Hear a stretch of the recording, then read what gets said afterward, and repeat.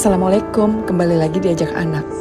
Channel keluarga yang suka ngajak anak jalan-jalan dan berpetualang. Sallallahu wasallam wa baraka alaika. Karena manusia yang paling mulia yang pertama adalah Rasulullah sallallahu alaihi wasallam.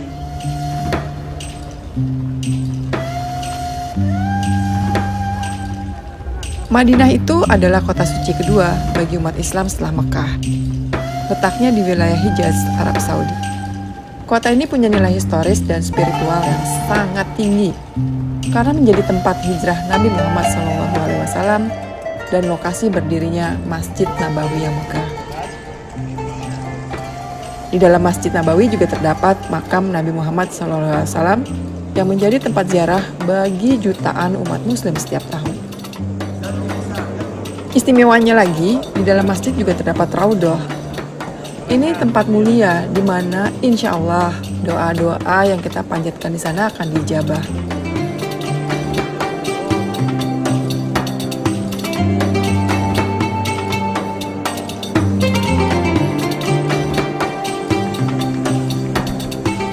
Di musim haji, setiap jemaah dari masing-masing negara resminya cuma dikasih kesempatan 1 kali buat menginjakan kaki ke raudhah. Jadi nanti giliran masuknya diberikan berdasarkan urutan kloter.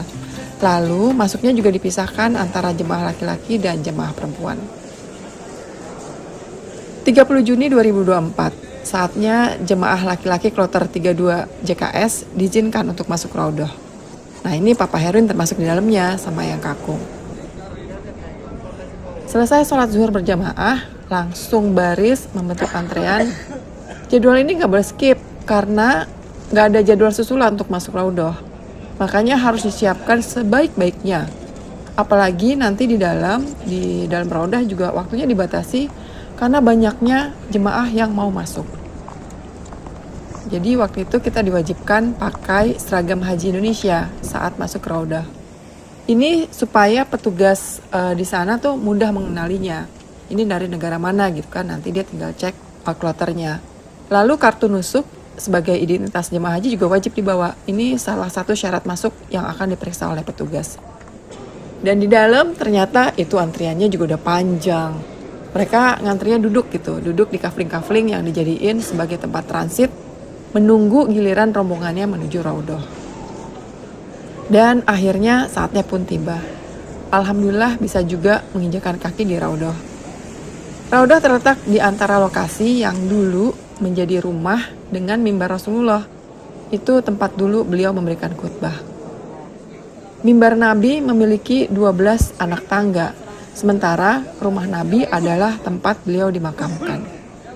Dulu nih, tiang-tiang penyangga atap raudhah disebut dengan al-asatin. Dulu di zaman Nabi, tiang-tiang ini terbuatnya dari pohon kurma. Waktu yang diberikan untuk berdoa di sini emang cuma sebentar, 5 menit aja, sekitar 5 menit lah. Jadi dipuas-puasin sholatnya, doanya, minimal sholat 2 rakaat, terus doa sebanyak-banyaknya gitu kan selama masih dikasih kesempatan. Habis itu perlahan-lahan digiring keluar untuk memberikan kesempatan bagi jemaah lain yang mau masuk juga. Ini karena emang yang mau masuk itu ribuan ya. Petugas di sini tuh sangat ketat mengatur antrean agar jemaah nggak menumpuk di dalam. Tempatnya sempit, yang mau masuk banyak.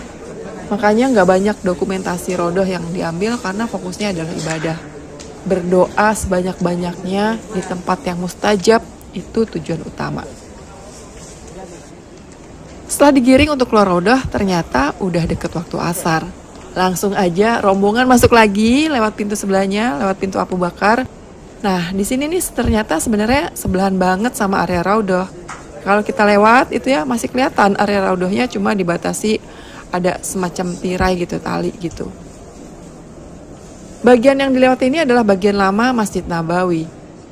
Terlihat dari arsitektur dan ornamennya yang memang beda banget sama bangunan baru yang lebih modern. Ini kelihatan kan? Pilar-pilarnya kelihatan klasik banget. Begitu pula dengan lampu-lampu serta langit-langit bagian dalam kubah. Ini kayaknya memang sengaja deh dipertahankan sebagai identitasnya raudhah. Di pelataran ini, kita sambil memandangi raudhah, jemaah bisa menunggu waktu sholat dengan berzikir, berdoa, serta membaca Al-Quran. Buat sampai ke sini ya, bukan perjuangan mudah, karena lokasi ibadah yang berdekatan dengan Raudhah itu selalu jadi favorit, selalu jadi incaran para jemaah. Jadi mesti dulu-duluan biar bisa dapat tempat terbaik di dalam masjid. Dinding pada area Raudhah kita bisa lihat tampak penuh dihiasi oleh kaligrafi berwarna keemasan, sementara latar belakangnya dominan warna hijau. Dari sini malah bisa lebih cermat memandangi mihrab Nabi karena nggak keburu-buru kan, nggak disuruh cepat keluar. Di sini kan sambil nunggu waktunya sholat bisa dipandang-pandangi, inilah tempat dulu di mana Nabi menunaikan sholat. Dan meskipun ya setiap jemaah dari masing-masing negara saat musim haji hanya diizinkan 1 kali masuk Raudhah, tapi kalau pelataran ini bisa dilintasi pada waktu-waktu tertentu. Jadi tiap hari bisa dilintasi tapi harus tahu jadwal-jadwalnya. Selain dari pintu Abu Bakar tadi, bisa juga lewat pintu As-Salam. Itu pintu masjid nomor 1. Dan seperti biasa harus antre sampai di sini. Nah, di sini ini ya udah kita bisa liatin lagi Raudhah ya, berikut mimbar dan mihrabnya. Dan meskipun tidak menginjakan kaki ke dalam area Raudhah, makam Nabi Muhammad dapat dengan jelas terlihat dan kita bahkan bisa melintas gitu di dalamnya.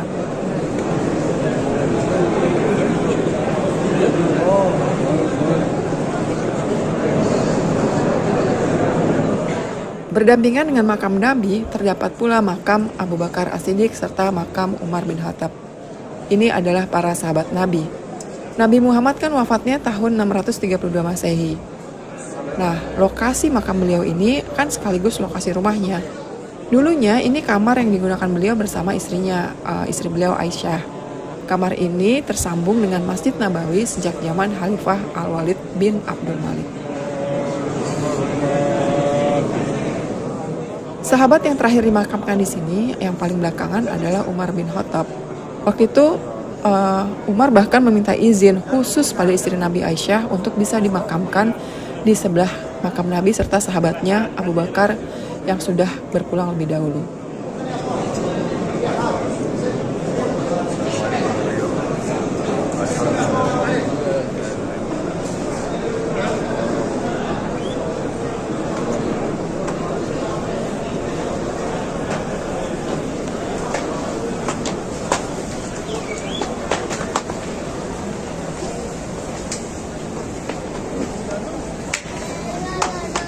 Kalau dilihat dari luar masjid, lokasi makam Nabi ini ditandai dari kubah hijau yang menaungi atapnya. Itulah satu-satunya kubah yang dicat berwarna hijau di atas Masjid Nabawi. Kalau kita masuk dari gerbang As-Salam, nanti keluarnya di gerbang Al-Baqi. Nah, Al-Baqi ini berhadapan langsung dengan pemakaman Baqi yang terletak bersisian dengan Masjid Nabawi.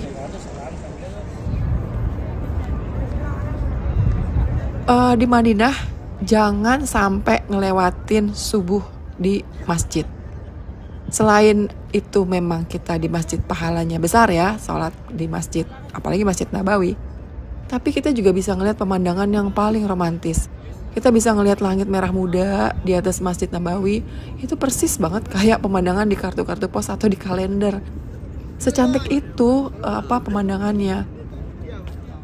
Nah, kalau abis subuh gini emang payung-payungnya belum mengembang. Sementara kita bisa lihat kesibukan petugas ngeberesin karpet-karpet yang habis dipakai selesai sholat subuh berjamaah. Jadi kalau kita mau sholat di pelataran ini adanya di luar pagar ya. Itu karpet-karpet ini digelar saat matahari mulai terbenam. Jadi bisa digunakan mulai dari sholat maghrib, sholat isya, dan terakhir sholat subuh. Kalau di luar pagar, ini deket banget sama hotel kita, bisa sholat di sini. Sementara untuk zuhur dan asar, lokasi ini nggak dianjurkan sebagai lokasi sholat jamaah karena ini panas banget cuacanya, serta bahaya paparan sinar matahari langsung. Nah, intinya kalau kita mau sholat di sini gitu kan, terutama bagi jemaah-jemaah lansia ya, atau yang beresiko tinggi, mereka sangat memanfaatkan saat pelataran ini digunakan sebagai area sholat jemaah, yaitu di 3 waktu tersebut, maghrib, isya, dan subuh. Lalu buat ngangkut karpet-karpet yang tebelnya ini ya, ini enak sih, empuk banget tebelnya, jadi kita kayaknya betah gitu kalau habis sholat tuh masih pengen rebahan di karpetnya. Dipakailah troli kayak gini nih.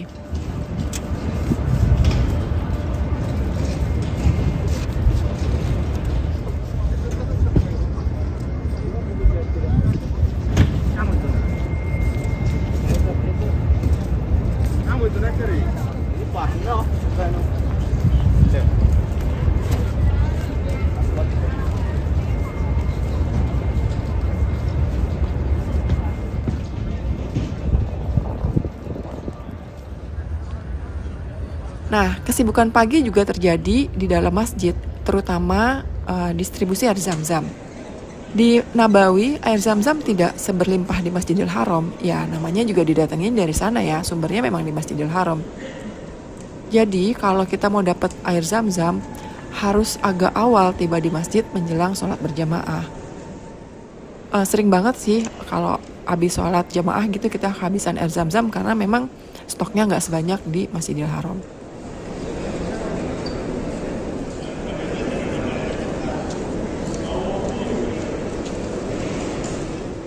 Masjid Nabawi ini adalah salah satu masjid tercantik di dunia. Keseluruhan ornamennya indah gitu dipandang mata. Unsur tradisional dan teknologi modern berpadu di sini. Yang istimewa ialah ini di Masjid Nabawi ada kubah yang bisa otomatis bergeser secara elektrik. Ini baru pertama kali sih kita ngelihatnya. Nggak tahu teknologi ini udah ada apa belum di masjid-masjid lain ya. Kalau kita sih terus terang baru sekali ngeliat yang kayak gini.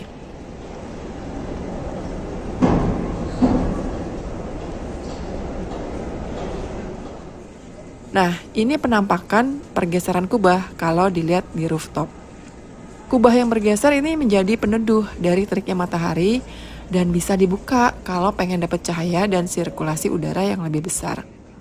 Cuma nggak semua kubah di Nabawi juga bisa bergerak seperti ini. Total dari ratusan kubah yang ada, cuma 27 kubah yang bisa otomatis dibuka dan ditutup. Pergerakan kubah-kubah ini dikontrol pakai remote. Jadi terutama pada waktu-waktu sholat subuh, zuhur, dan isya, ini kubahnya akan ada waktunya dibuka tutup. Masjid Nabawi sendiri didirikan oleh Nabi Muhammad pada tahun 622 Masehi. Segera setelah Nabi hijrah dari Mekah ke Madinah. Dulunya ini masjidnya sederhana, cuma pakai batu sama batang pohon kurma tadi tuh kayak sebagai pilar. Dan masjid itu dijadikan sebagai pusat kegiatan ibadah, pusat kegiatan sosial dan juga pemerintahan Islam.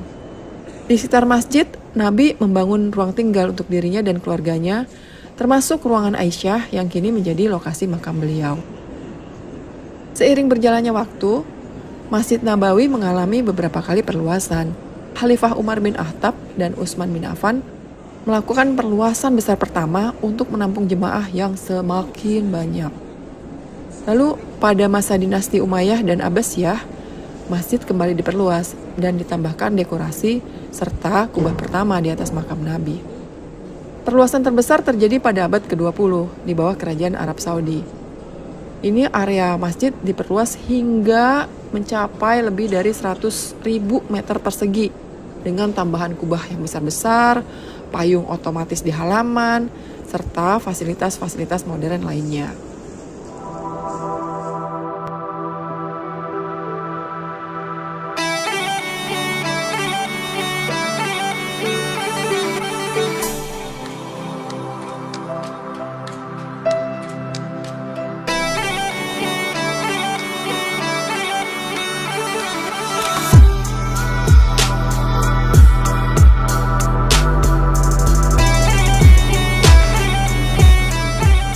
Namun, meski telah berkembang pesat, Masjid Nabawi itu ada bagian-bagian asli yang tetap dipertahankan seperti yang kita lihat di Raudhah tadi. Kalau kita tengok di situs Visit Madinahsa, itu Saudi Arabia ya, situs madinahsaudiarabia.com. Pintu-pintu di Masjid Nabawi saat ini jumlahnya ada 86. Tapi jumlah pintu ini bakal terus bertambah seiring dengan perluasan Masjid Nabawi yang masih terus berjalan. Ya, gimana ya, sholat di Masjid Nabawi kan kedudukannya 1000 kali lipat pahala dibanding sholat di tempat lain. Jadi pasti aja lah, tahun demi tahun seiring pertambahan jumlah manusia dan jumlah umat Islam, ya pasti banyak juga, semakin banyak orang yang mau sholat di tempat ini.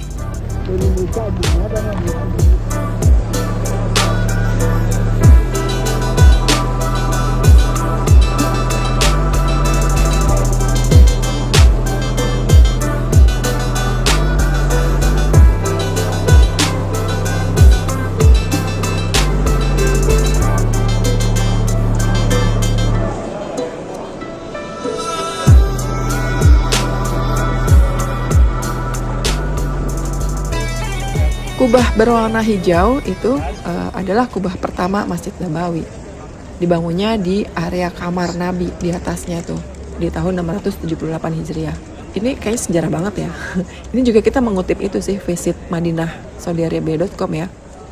Di tahun 1253 Hijriah, kubah ini memang jadinya selalu dicat berwarna hijau buat penanda. Untuk melintas di depan Raudhah, untuk jemaah laki-laki memang kayak lebih leluasa gitu waktunya. Kalau kesini ini hitungannya bukan masuk Raudhah ya, yang cuma dapat jatah 1 kali per jamaah. Tapi biar gitu ya, bisa melintas aja, bisa melintas di pelataran Raudhah itu. Tidak mengurangi rasa haru gitu, apalagi saat melintasi makam Rasulullah. Bayangkan ya, kita bisa sedekat ini dengan jejak kehadiran beliau, nama yang selalu kita sebut dalam tiap sholat, tiap zikir, dan doa kita. Masya Allah ya, mengingatnya kembali pun serasa ingin meneteskan air mata. Sungguh kami menjadi bagian dari orang-orang yang beruntung bisa hadir di sini. Hanya rasa syukur, berterima kasih pada Allah sebesar-besarnya yang bisa kita selipkan di antara doa-doa yang terpanjat selama di Masjid Nabawi dan utamanya di Raudhah.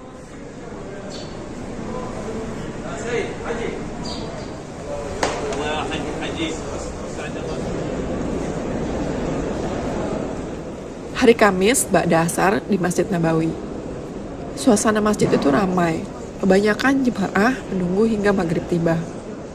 Ada yang mengisinya dengan berzikir, ada yang baca Quran, ataupun bertafakur.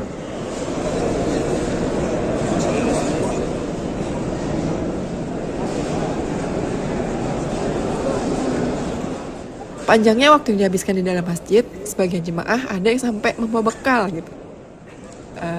Ya serba-serbinya kalau beribadah di Masjid Nabawi.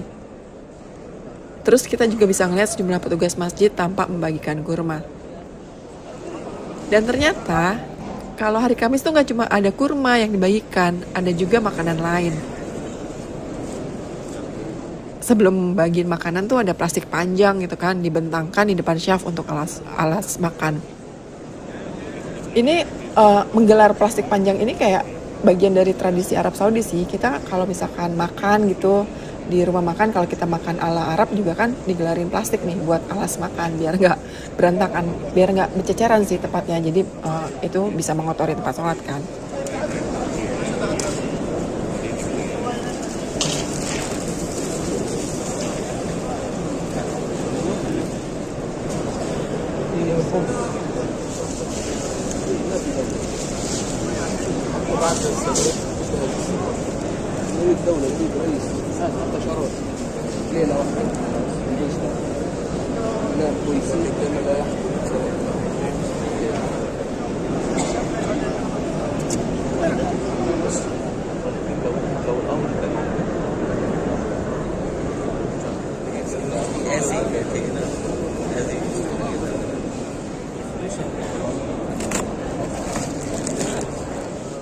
Petugas tuh membagikan roti dulu, dibagi satu-satu. Terus ada teh kan, ada teh khas Arab gitu. Nah, sebagai pendampingnya juga diberikan yogurt.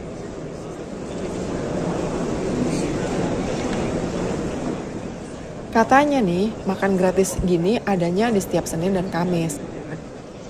Cuma pas kebetulan aja baru masuk ke sininya di Kamis. Jadi pengalamannya baru pertama dapat makan gratis di hari Kamis.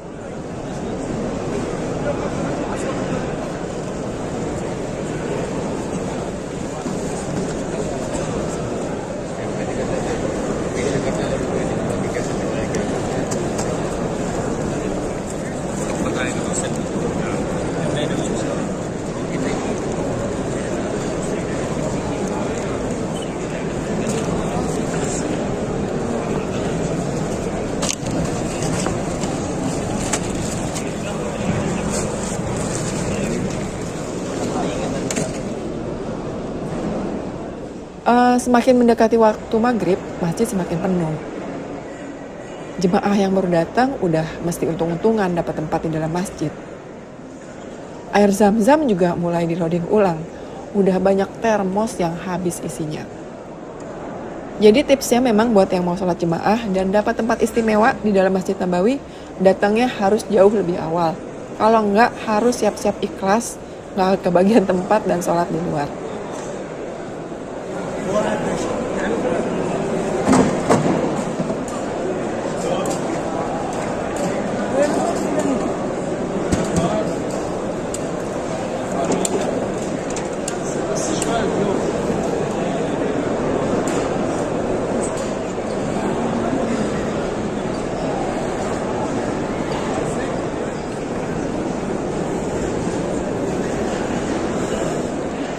واجبات الصلاة فلا بد أن تكون على أقل الأقوال تقول سبحان ربي العظيم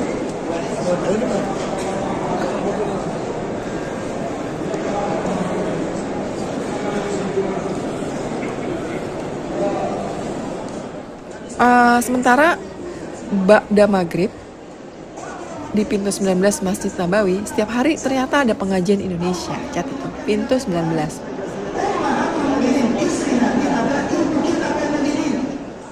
Kajian ini berlangsung hingga menjelang Isya. Yang ngisi ustadznya Ustadz Ariful Bahri. Itu yang ngisi kajian setiap hari. Sesuai namanya, pengajian Indonesia, maka materi pun disampaikan dalam bahasa Indonesia.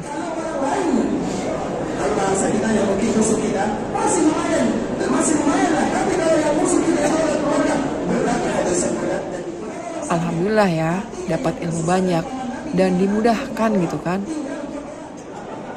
Pengajian ini cukup ramai mengingat jemaah haji Indonesia itu salah satu yang terbanyak di Arab Saudi.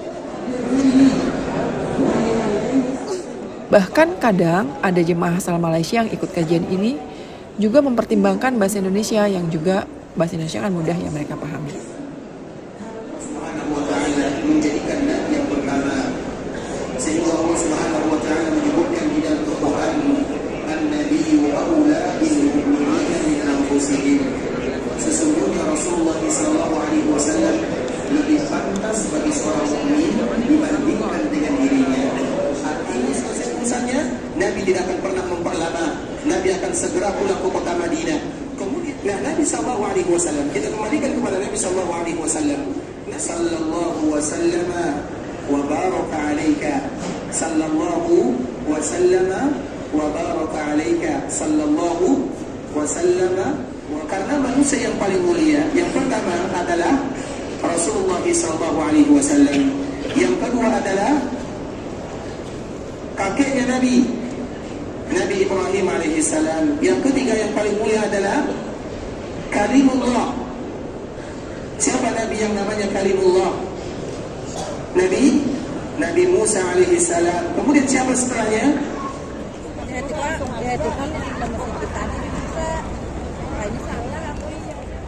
Seperti juga Masjidil Haram, pelataran Masjid Nabawi ini kelihatannya luas gitu kan dan lapang.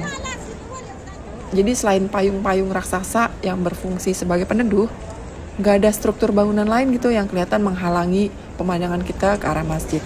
Itu karena sarana-sarana pendukung berada di bawah tanah, kayak toilet, tempat wudhu, dan juga parkiran kendaraan. Itu semua sudah terintegrasi di bawah tanah dan punya sirkulasi udara khusus gitu, dan berpendingin udara juga. Ini nggak pengap.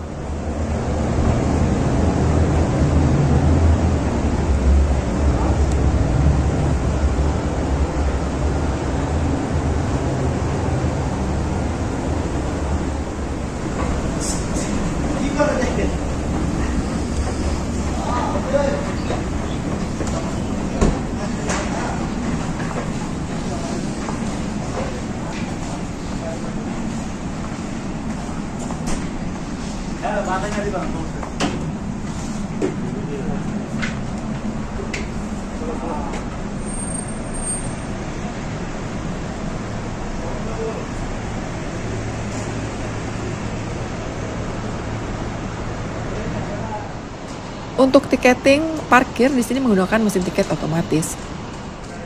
Biasanya yang datang pakai kendaraan adalah penduduk lokal. Mereka tuh datang ke masjid bawa mobil gitu kan, sekaligus juga main-main ke area sekitarnya. Area sekitar Masjidil Haram ini kan kayak tempat apa ya? Kalau dibilang tempat rekreasi bisa juga jadi sih, karena ada banyak tempat makan, ada shopping mall gitu kan, ada banyak tempat belanja lah gitu kira-kira. Dan emang di akhir pekan nanti kita bakal kelihatan deh kalau ke Masjid Nabawi banyak warga lokal yang datang ke masjid, dan biasanya keluarga terus bawa bekal kayak orang piknik rame-rame gitu, gelar tikar gelar alas, terus mereka makan sama-sama. Itu ramainya biasanya setelah maghrib atau isya.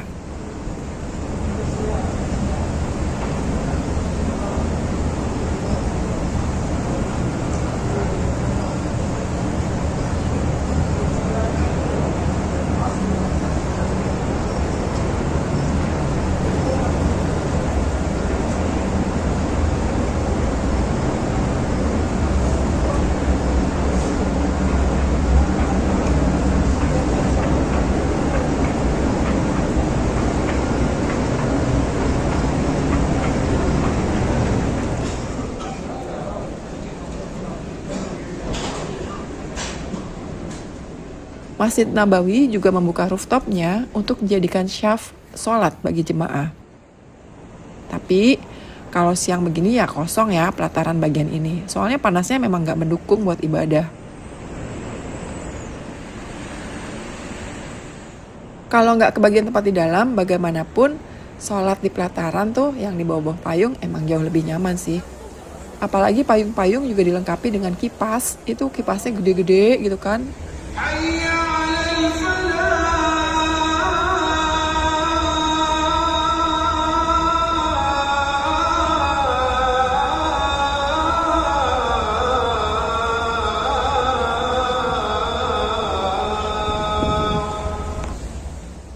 Begitulah suasana setiap waktu sholat di Madinah.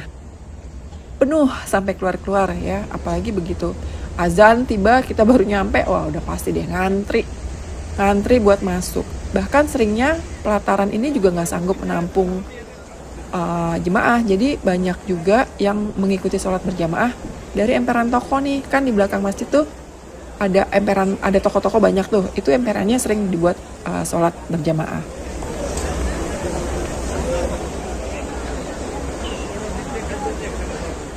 Emang sih secara jumlah nggak sebanyak di Masjidil Haram ya, karena ada sejumlah negara yang jemaahnya benar-benar hanya melaksanakan haji di Mekah saja.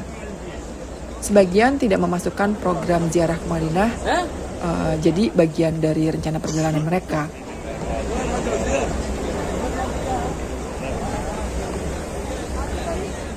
Namun tetap aja ya, yang biarpun nggak semua yang dari Mekah ke Madinah ini, jemaah Masjid Nabawi tetap membludak gitu kalau dibanding sama daya tampungnya. Karena itulah perluasan masjid itu masih terus berlangsung sampai sekarang.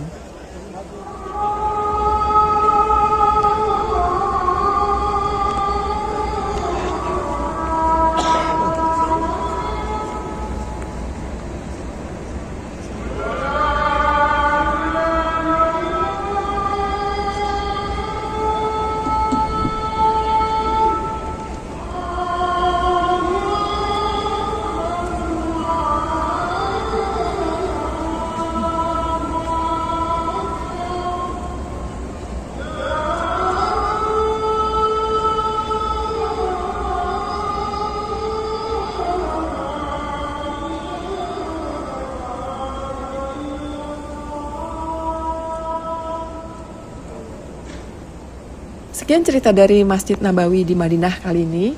Tetap ikuti Ajak Anak. Wassalamualaikum warahmatullahi wabarakatuh.